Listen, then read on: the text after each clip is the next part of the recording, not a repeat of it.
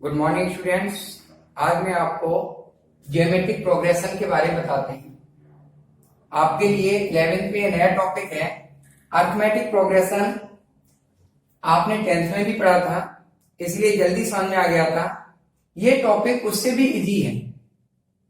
Arithmetic progression में हम next term एक कांस्टेंट नंबर ऐड करके बनाते थे, प्लस करके बनाते थे।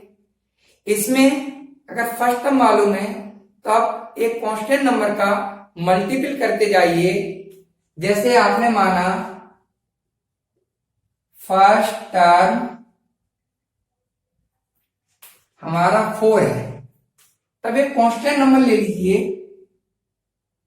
Constant number.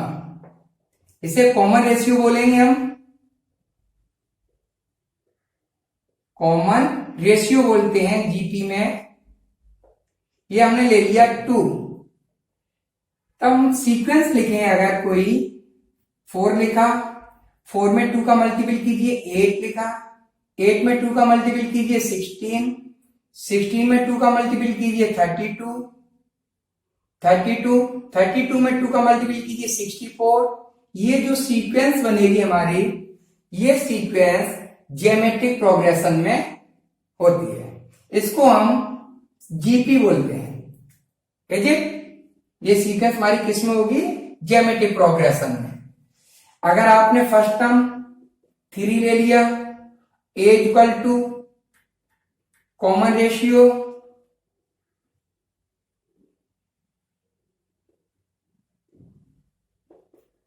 यानी कांस्टेंट नंबर, इसे ले लिया आपने 5। देखिए तब जीपी क्या बनेगी हमारी? पहला टर्म 3 लिखा, कॉमा 3 में 5 का मल्टीपल कीजिए 15, 15 में 5 का मल्टीपल कीजिए 75, और ये मल्टीपल करते जाइए। आपकी सीक्वेंस जो बन के आएगी वो सीक्वेंस एक जीपी होगी। अब यहां पर जो ये कॉमन रेशियो होता है, जैसे सीक्वेंस दी जाए तो ये कॉमन रेशियो फिक्स 2 रहता है। कैसे निकालते हैं? सेकेंड टर्म को डिवाइड कीजिए प्रीवियस टर्म, यानी कोई भी टर्म उससे पहले वाले टर्म से डिवाइड कीजिए, तब हमारा 2 आ जाएगा कांस्टेंट नंबर। 16 को किससे डिवाइड किया जाएगा? 8 से, तो क्या आ जाएगा? 2। 32 16 2 आ जाएगा।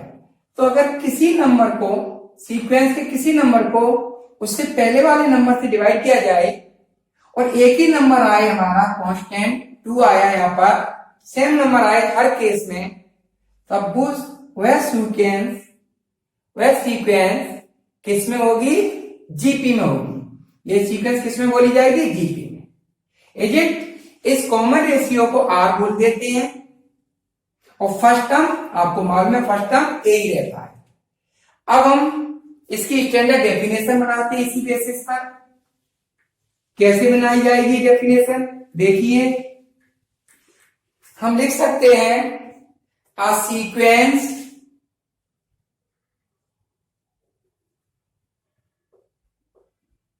A1, A2,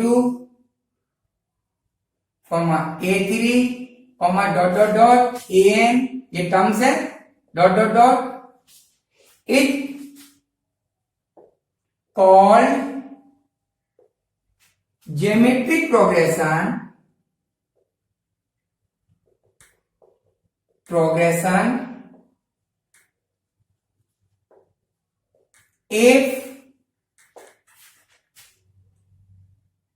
if आपने यहां लिया an+1 upon an equal to constant.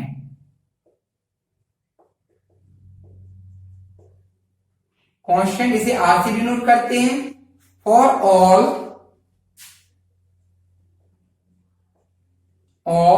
n belongs to natural number. सभी नेचुरल नंबर के लिए अगर ये रेशियो कांस्टेंट आता है किसी भी सीक्वेंस में, तब ये सीक्वेंस हमारी ज्योमेट्रिक प्रोग्रेशन होगी। अभी हमने एग्जांपल लेके देखा था। यहां पर कैसे मालूम पड़ेगा? जैसे अगर n की वैल्यू आपने 1 ली तो 1 प्लस 1 2 हो जाएगा, यानी A2 upon A1 equal to constant R आना चाहिए। अगर आपने A3 को डिवाइड करोगे, A3 अपॉन A3 को किससे डिवाइड होगा, A2 से, तो ये भी क्या आएगा, constant.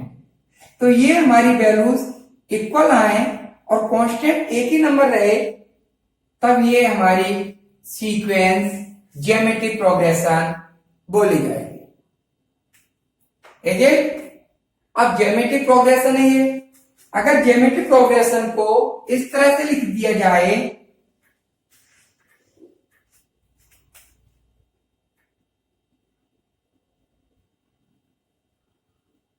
Geometric series, geometric series क्या हो जाएगी फिर, ज्योमेट्रिक प्रोग्रेशन में हम यहां कॉमा लगाते हैं और ज्योमेट्रिक सीरीज ज्योमेट्रिक प्रोग्रेशन का सम होती है। तो ज्योमेट्रिक सीरीज होगी हमारी A1 plus A2 plus A3 plus dot dot dot dot dot AN। जितने टर्म लिए जाएंगे उन टर्म का सम, ये ज्योमेट्रिक सीरीज हो जाएगी हमारी। ज्योमेट्रिक प्रोग्रेशन में अगर आप कॉमा की जगह पर प्लस साइन लगा दो तो वो ज्योमेट्रिक प्रोग्रेशन हमारी ज्योमेट्रिक सीरीज में बदल जाती है। अंतर दोनों में समझ में आया, प्रोग्रेशन एंड सीरीज। प्रोग्रेशन ये रहती है, कॉमा लगे होते हैं, सीरीज इस प्रोग्रेशन का सम बोली जाती है, बीच में प्लस साइन आ गया। अब हम अगर लेट कर लें, आपने लेट कर लिया, let first term of GP equal to a, common ratio, जो कांस्टेंट टर्म है इसे कॉमन रेशियो बोलते हैं, common ratio equal to r, then GP कैसे बनेगी हमारी, जैसे ये ए लिख दिया फर्स्ट टर्म, इसमें आर का मल्टीपल कर दीजिए ए आर, इसमें आर का मल्टीपल कर दीजिए ए आर स्क्वायर, इसमें आर का मल्टीपल कर दीजिए a r cube, dot dot dot, ऐसे ही ए आर पे पावर n माइनस 1 आएगा, डॉट डॉट डॉट। इस तरह से हमारी ये जीपी बन जाएगी। देखिए ये ए क्या था, हमारा फर्स्ट टर्म था, ए आर क्या था, सेकेंड टर्म बनेगा। देखो first term second term, a r square third term बनेगा, a r cube fourth term बनेगा। अब यहां पर पैटर्न समझिए बेटा, यहां पर A1 है, आर की पावर कोई भी नहीं है, आर नहीं है, A2 है, आर की पावर 1 है, सेकेंड टर्म में आर की 1 पावर, थर्ड टर्म में आर की 2 पावर, फोर्थ टर्म में आर की 3 पावर, तब 10th टर्म में आर की कितनी पावर होंगी, 9, 20th टर्म में 19, यानी जो सा टर्म लिया जा रहा है उस टर्म में ये तो आ रहा है सभी में आर की पावर, आर की डिग्री 1 लेस होगी। तब हमने nth टर्म लिया तो nth टर्म में ए तो आएगा, आर की पावर कितनी होगी, n माइनस 1। तो इस पैटर्न से जो हमारा nth टर्म आया वो जनरल टर्म बोला जाएगा। तो जनरल टर्म हो जाएगा जनरल टर्म ऑफ जीपी, या nth टर्म भी बोलते हैं इसे, nth टर्म,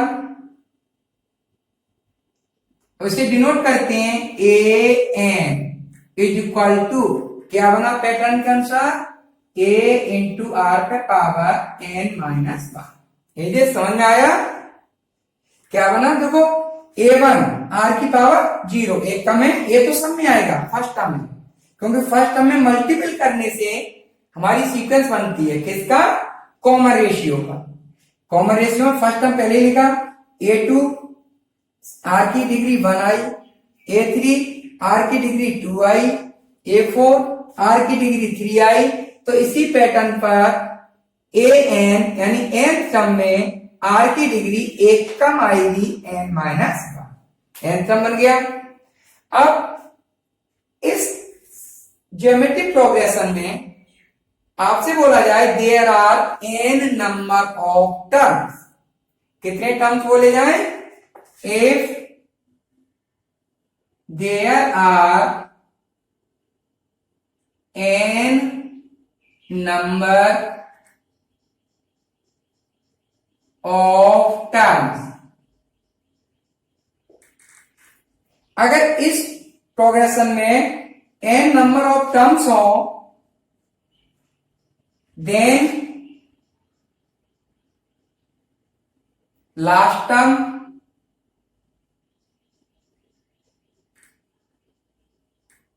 L बोलते हैं इसको, इक्वल टू क्या होगा? n नंबर टर्म है, जैसे हमारी क्लास में 50 स्टूडेंट्स हैं तो लास्ट रोल नंबर कौन सा होगा? 50 होगा। ऐसे ही n नंबर ऑफ टर्म्स है तो लास्ट टर्म कौन सा होगा? nth टर्म होगा। Last term equal to an होगा और इसकी वैल्यू क्या है हमारी? a इंटू आर पे पावर n माइनस 1। अगर n टर्म है तब लास्ट टर्म हमारा n टर्म ही होगा a इंटू आर पे power n minus 1। Is it? समझ में आया यहां तक? कोई डाउट किसी को? अच्छा, इसमें वीडियो नहीं आ रहा है। L मैं ऊपर लिख देता हूं, equal to a into r पे पावर n माइनस 1। क्लियर? अभी तो सही हो गया। Last term L equal to n term होगा a इंटू आर पे पावर n माइनस 1। ओके, तो यहां तक मुझे नहीं लगता आप लोगों को किसी को कोई डाउट होगी। अब हमसे पूछा जाता है कभी कभी, जैसे हमारे क्लास में 50 स्टूडेंट्स हैं, 10 स्टूडेंट्स हैं। इन अ क्लास 10 स्टूडेंट्स,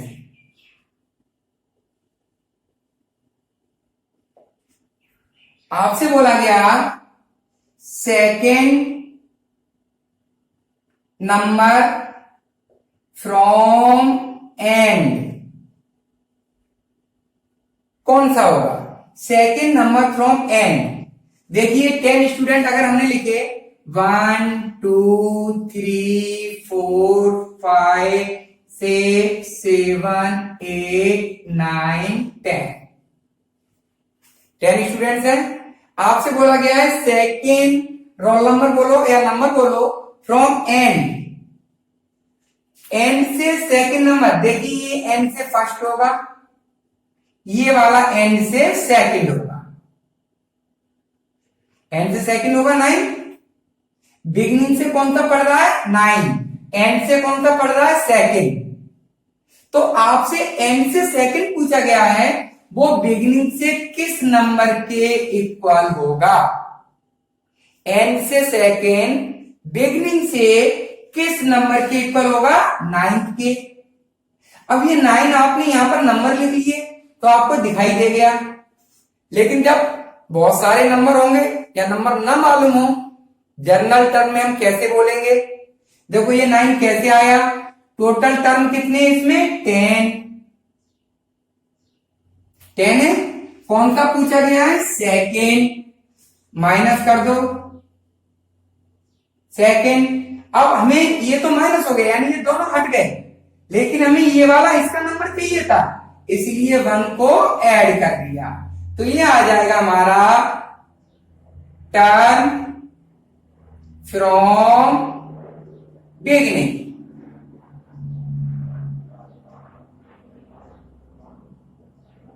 कौन सा टर्म बन गया? यानी ये बन गया 9th टर्म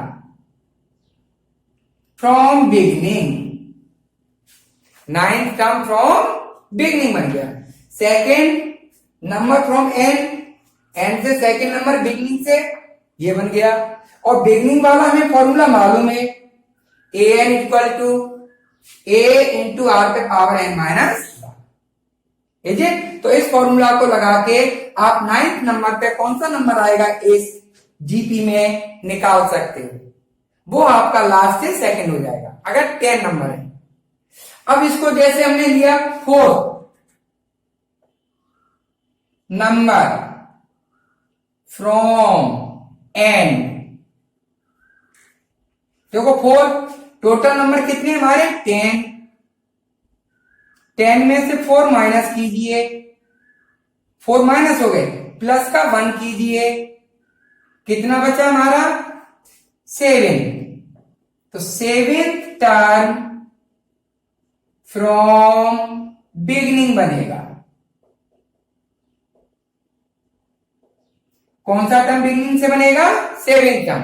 देखिए यहां पर लास्ट से 4, फर्स्ट सेकेंड थर्ड फोर्थ, तो ये लास्ट से 4th बन रहा है, ये वाला ये 3rd बन रहा है, और बिगनिंग से ये कौन सा है, ये लास्ट से है, बिगनिंग से ये वाला कौन सा 7। तो आप इस तरह से कोई भी हमें लास्ट से टर्म दिया जाए, पूछा जाए, आप उसे बिगनिंग से कन्वर्ट कर सकते हो, फिर बिगनिंग वाला ये फॉर्मूला होता है, ये लगा के वो वाला नंबर निकाल सकते हो। यानी आप A7 वाला फॉर्मूला लगा दोगे और आंसर आ जाएगा, आ जाएगा। इसे जनरल में कैसे बोलेंगे, यहां हमने सेकंड लिया था, 3rd नंबर, इसे हटा दूंगा।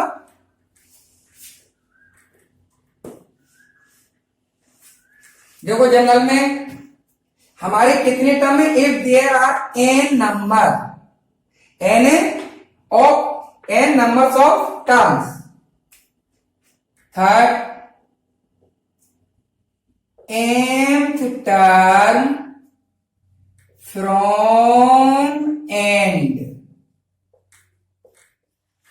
टोटल नंबर कितने हैं हमारे n, कौन सा पूछा गया है m, माइनस कर दो, लेकिन ये वाला रोल नंबर चाहिए तो +1 कर दो, और यहां लगा देंगे टीएफ टर्म फ्रॉम बिगनिंग हो जाएगा।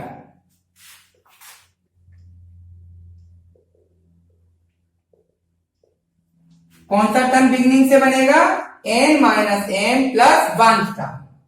अब देखिए इसमें फॉर्मूला लगा दीजिए,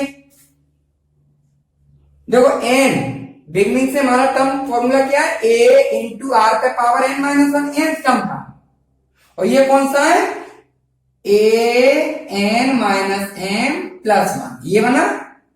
क्या वैल्यू है इसकी, a into r power n, देखो यहां पर n है, n टर्म है, तब n माइनस 1 लिखा गया, और यहां पर हमारा ये पूरा लिखा हुआ है n माइनस m प्लस 1, तो इस पे क्या लिखा जाएगा, power n minus m plus 1, ये तो n की जगह आ गया माइनस का 1 फॉर्मूला वाला, माइनस का 1 फॉर्मूला वाला, तो फाइनली क्या बचेगा, a इंटू आर पे power n minus m, a into r पे power n minus m। Clear, समझ में आया। तो इस तरह से अगर आपको mth टर्म फ्रॉम एंड पूछा जाए तो आप डायरेक्ट फॉर्मूला लगा सकते हो, a इंटू आर पे पावर n माइनस m। आप चाहो नंबर दिए जाए तो इस तरह से बिगनिंग बना सकते हो, टोटल टर्म में से जौन सा पूछा गया है माइनस कर दो, प्लस का 1 कर दो, ये वाला टर्म बना, इसका फॉर्मूला लगा दो, इसकी हेल्प से ये आंसर बन जाएगा। अब हमें लास्ट टर्म मालूम हो, अगर आपको ये लास्ट टर्म मालूम है तो बेटा जैसे एपी में इधर से ऐड हो रहा था, जैसे हमने ये लिखा, देखना बेटा ए आर स्क्वायर, और लास्ट टर्म हमने मान लिया एल, तो बेटा इधर से ये मल्टीपल चल रहा है आर का, देखो इधर से बैक चलेंगे, इधर से मल्टीपल चल रहा है, और इधर से बैक चलेंगे तो क्या चलेगा, डिवाइड चलेगा। आर से डिवाइड कीजिए, इसे ए आर आएगा, आर से डिवाइड कीजिए ए आएगा, इधर से आर का मल्टीपल कीजिए ए आर आएगा, आर का मल्टीपल कीजिए ए आर स्क्वायर आएगा। तो अगर लास्ट टर्म मालूम है, इधर से बैक चलेंगे तो इससे पहले कौन आएगा, एल अपॉन आर, उससे पहले एल अपॉन आर स्क्वायर, इस तरह से आएगा। देखो अगर हम जीपी को इधर से देखेंगे तो ए की जगह पर तो ये हो जाएगा यहां पर, और आर की जगह पे क्या हो जाएगा, 1 अपॉन आर। फिर जौन सा टर्म पूछा गया है वो आप पावर लगा दोगे, तो क्या ले सकते हैं,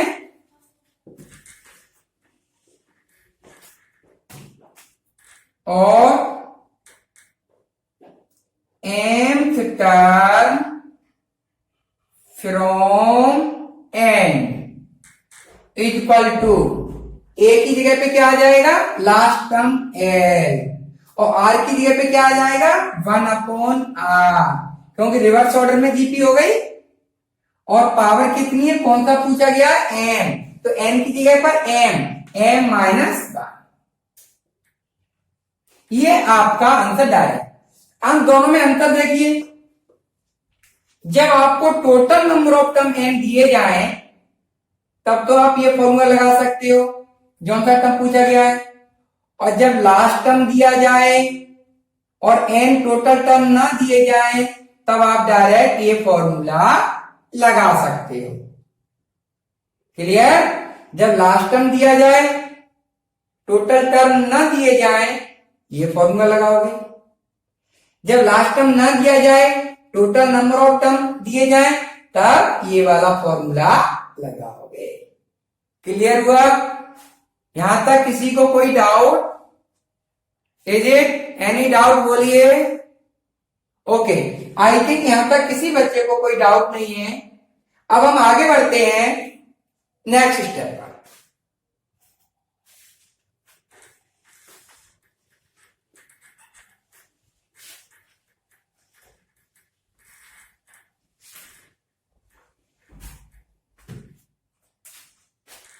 अगला टॉपिक है हमारा sum of first n terms of a G, sum of first n terms of a GP. n term का हमें सम निकालना है किसी जीपी के, तो वो क्या हमने मान लिया, एस एन। एपी में आपने पढ़ा था सम को किससे डिनोट करते हैं, इन टर्म के एस एन से। ए लिखा plus second term a are plus third term a r square plus dot dot dot dot, कहां तक जाएगा हमारा, प्लस ए इंटू आर पे पावर n माइनस 1, ये n टर्म होगा। जैसे ये A1 है, ये A2 है, ये A3 है, और ये कौन है, AN। इसको हमने मान लिया फर्स्ट इक्वेशन है, ये SN यही बनेगा हमारा। समझ में आया सबके, सम क्या होगा, n टर्म का, जो ये फर्स्ट टर्म में r का मल्टीपल किया सेकेंड, फिर r का मल्टीपल किया थर्ड, ऐसे r का मल्टीपल करते जाएंगे। जो उनका टर्म होता है एक डिग्री कम होती है तो n टर्म लेंगे, a इंटू आर का पावर n माइनस 1 तक ऐड करना है। अब हमने क्या किया, मल्टीप्लाई बाई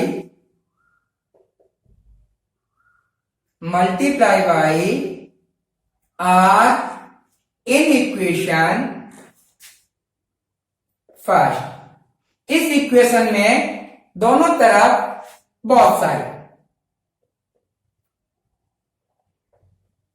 दोनों ही तरफ करना है मल्टीपल, एक साइड तो कर नहीं सकते, अगर एक साइड करोगे तो हमारा इक्वल नहीं रहेगा, तो दोनों तरफ इसमें r का मल्टीपल कर लीजिए।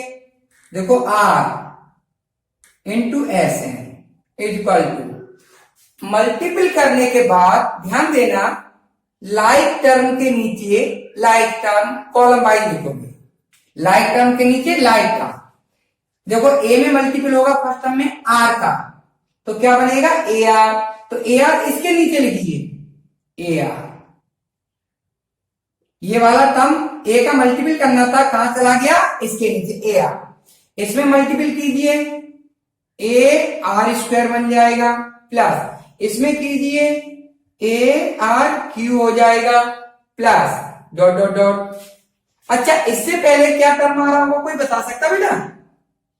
देखो 2 पावर हमारी n-1 है, इधर पावर कम हो रही है, तो इससे पहले क्या आएगा, टर्म a इंटू आर पे पावर n-2 आएगा। 1 कम है, यहां 2 कम होंगी, आएगा नहीं आएगा, डॉट डॉट डॉट। इसमें अगर हमने मल्टीपल किया तो देखो बेटा क्या बनेगा, a इंटू आर पे पावर n-1। मल्टीपल में पावर ऐड होती है, 1 पावर इसमें ऐड हो गई, आर का मल्टीपल कर रहे हैं हम, ये बन गया, प्लस अब इसमें मल्टीपल कीजिए a इंटू आर पे पावर n, ये हमारी बन गई सेकंड इक्वेशन। इन दोनों को ऐड कर दीजिए कॉलम बाय। फर्स्ट टर्म हमारा कहां चला गया था, इधर, तो लास्ट टर्म इससे एक टर्म आगे चला जाएगा, 1 स्टेप आगे चला जाएगा लास्ट टर्म, क्योंकि इधर से 1 स्टेप कहां बढ़ गए, आगे, आगे प्रोड्यूस हो गया 1 स्टेप, तो ये भी 1 स्टेप आगे बढ़ जाएगा, इसमें मल्टीपल होगा, यहां आएगा, इसमें होगा तब यहां आएगा। इन दोनों equation second from equation first, इधर क्या बचेगा, s n minus r into s n is equal to, देखो इसके नीचे कुछ भी नहीं है तो ए बच गया, ये कैंसल, ये कैंसल, यहां तक सब कैंसल हो जाएंगे, ये नीचे किसका बचेगा, माइनस का, माइनस ए आर पे पावर एन। क्लियर? इनमें एस एन कॉमन ले लीजिए, 1 minus r is equal to, इधर ए कॉमन ले लीजिए, 1 माइनस आर पे पावर एन। इसमें एस एन कॉमन ले लिया, 1 minus r equal to a 1 minus r पे पावर एन। एस एन ये उधर जाके डिवाइड करेगा, ए 1 माइनस आर पे पावर एन अपॉन क्या आ गया, 1 माइनस आर। ये आपका फॉर्मूला बन जाता है एन टर्म के सम का।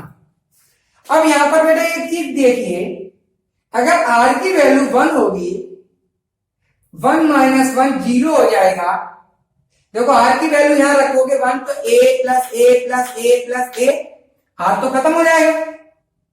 तो जीपी में अगर कॉमन रेशियो 1 होता है, यानी कांस्टेंट जीपी होती है, तब आप ये फॉर्मूला नहीं लगा सकते, where r is not equal to 1, r की वैल्यू 1 नहीं हो सकती। अगर आपका आर 1 से छोटा है तब तो ये फॉर्मूला लगाओ, आर इज लेस देन 1, क्योंकि हमारा देखो यह 1 से छोटे पावर लगाओगे तो हमारा छोटा नंबर बनेगा, बड़ी पावर लगाओगे 1 से छोटे पे छोटा नंबर बनेगा, तो पॉजिटिव बचेगा, यहां भी पॉजिटिव, साइन चेंज नहीं करने हैं। अगर आर की वैल्यू 1 से बड़ी है,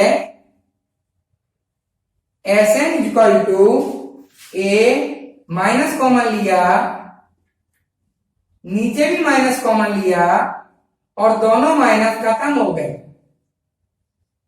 तब डायरेक्ट ये फॉर्मूला लगा सकते हो।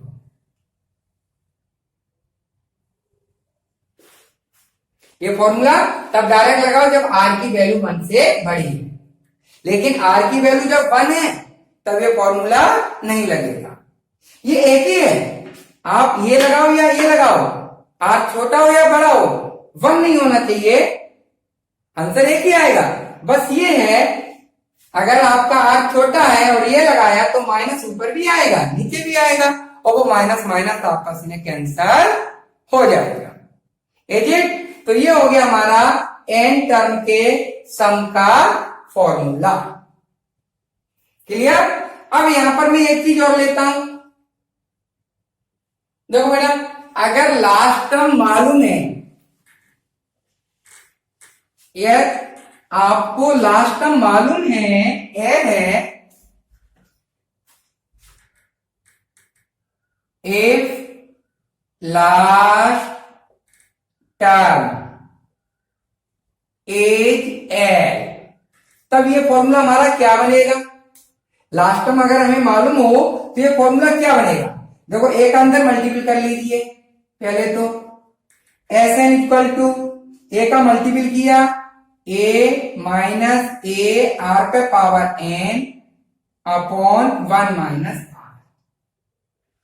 अब देखिए लास्ट टर्म हमारा क्या होता है? लास्ट टर्म होता है ए इंटू आर पे पावर एन माइनस 1, अभी हमने बताया था। और लास्ट टर्म इसकी वैल्यू हमें मालूम है पूरे की, एन नहीं मालूम हमें, तो इस पूरे की वैल्यू ये मालूम है, तो यहां पर इसको बनाइए बेटा, क्या बनेगा? ए इंटू ए, आर पे पावर एन है ना, क्या लिख सकते हैं? ए माइनस ए, आर पे पावर एन को लिख सकते हैं एन माइनस 1 इंटू आर। देखो मल्टीपल में पावर ऐड होती है, ये 1 पावर और इसको ऐड करोगे एन पावर बनेगी डिग्री, इन दोनों डिग्री को ऐड करोगे क्या बन जाएगा? एन। तो इस नंबर को इस तरह से लिख सकते हैं, अपॉन में क्या है? 1 माइनस आर। अब देखिए एल का फॉर्मूला आपको मालूम है ये होता है, तो इसकी जगह पे क्या लिख लिया जाएगा? एल। तब आपका s n equal to formula हो जाता है a minus l r upon 1 minus r, और माइनस कॉमन ले लोगे तो क्या बन सकता है? L r minus a upon r minus 1।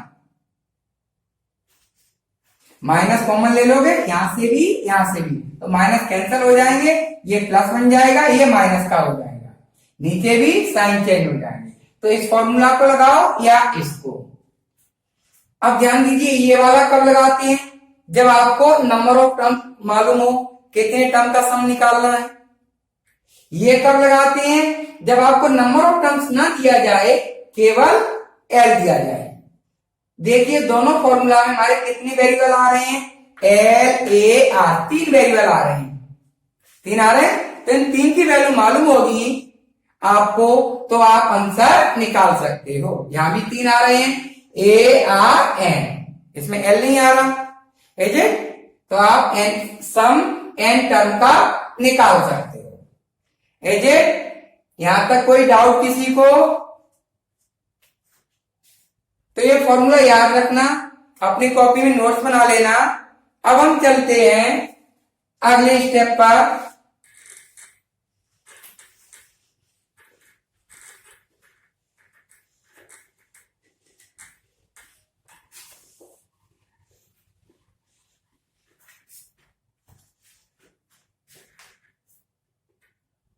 If A, B, C are in GP, 3 term है हमारे, और ये 3 टर्म किसमें? जीपी में है।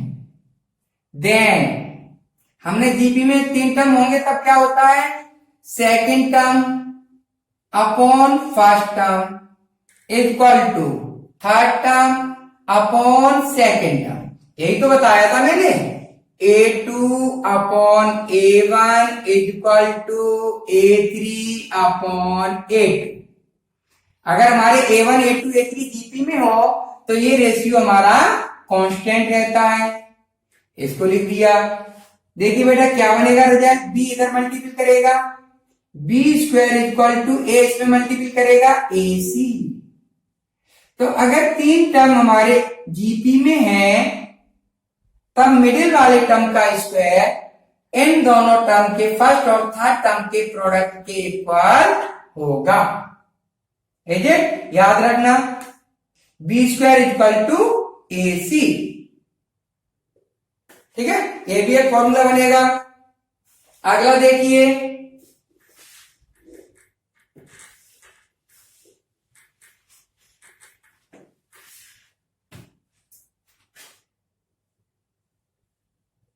selection of terms in GP।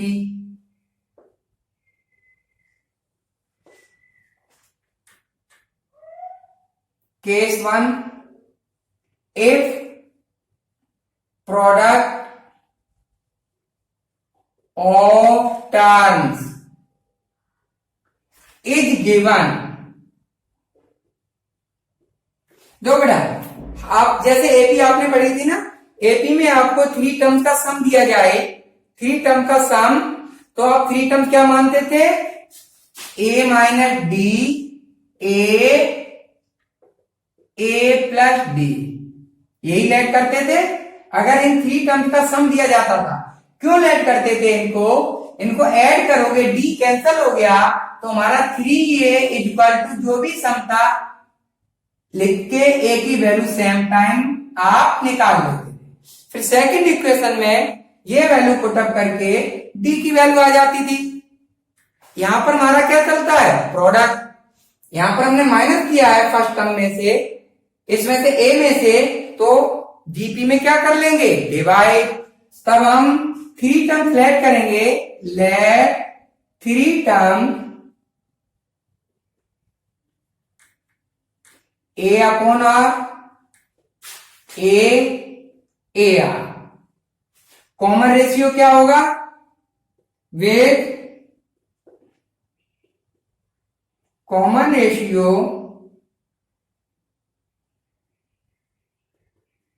Equal to r. देखो आर का इसमें मल्टीपल करो ये बनेगा, इसमें आर का मल्टीपल करो ये बनेगा। जी ऐसा क्यों लेट किया? तीनों का प्रोडक्ट कीजिए। देखो जैसे हमें बोला जाए 3 टर्म्स का प्रोडक्ट 8 है जी, आप टर्म बताइए, एक और स्टेटमेंट दी जाएगी, तो 3 टर्म्स आपने इनका प्रोडक्ट किया, a upon r into a r equal to 8 लिख दिया, आर तो कट गया, ए क्यू इक्वल टू 8 आ गया, तो ए की वैल्यू आ जाएगी 2। सेम टाइम मालूम पड़ जाएगा। तो जब आपको 3 टर्म्स का प्रोडक्ट दिया जाए तब आप 3 टर्म्स ये लेट करोगे, लेट 4 टर्म्स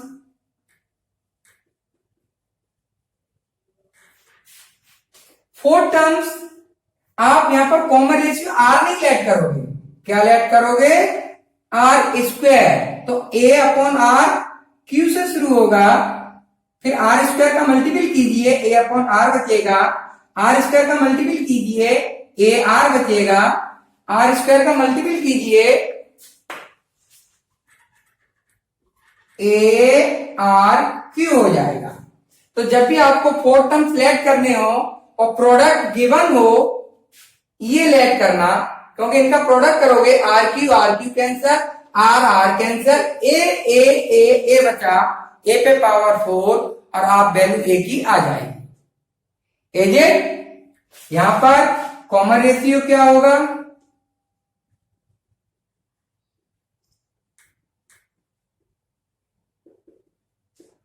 बेटा किसका मल्टीपल चल रहा था? आर स्क्वायर का, तो यहां कॉमन रेशियो आर स्क्वायर होगा, और इस केस में 3 टर्म्स के लिए कॉमन रेशियो आर रहेगा। एजेड तो ध्यान रखना कॉमन रेशियो क्या रहता है, कितने टर्म लेट करते हैं। Case 2, if product is not given, product क्या है? आपको दिया नहीं।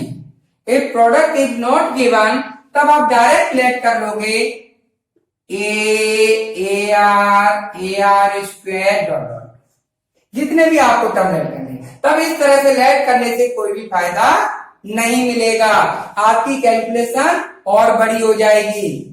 जब आपको प्रोडक्ट नहीं दिया है तब आप सिंपल जीपीए लेट करोगे, और प्रोडक्ट दिया है तब ये लेट करोगे। तो आज जीपी में मैं बेसिक में ये आज जो मैंने बताया है, इसको अच्छे से 2 बार देखना, समझ जाओगे। पॉज कर करके देखना, नोट्स बनाते जाना, फिर दोबारा पढ़ना, ना समझ में आए एक बार वीडियो फिर देखना।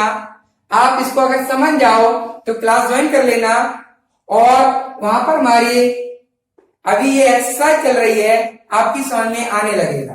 कोई डाउट हो आप हमसे पूछ सकते हो। आज के लिए इतना ही। Thank you, bye bye.